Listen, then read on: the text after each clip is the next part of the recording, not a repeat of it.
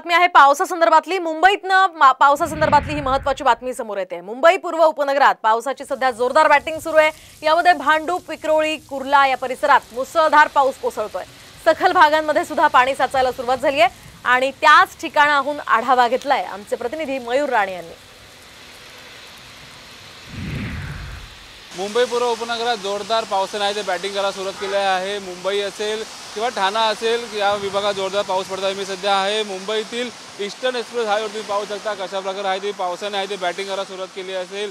असा जर पाऊस जर कायम राहिला तर भांडूप, विक्रोळी किंवा कुर्ला असेल ते सकल भागात देखील पाणी साचायला सुरुवात होईल।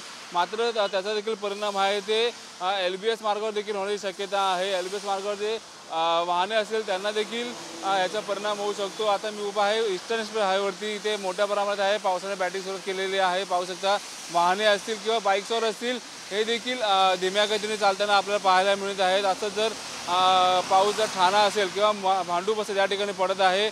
आज जर पाऊस जर कायम राहिला तर सकल भागात देखील पाणी साचण्याची आहे ती शक्यता आहे, ती वर्तवली जात आहे। येलो अलर्ट देखील देण्यात आलेला आहे। कॅमेरामॅन विक्रम सोबत मयूर राणे, साम टीव्ही, मुंबई।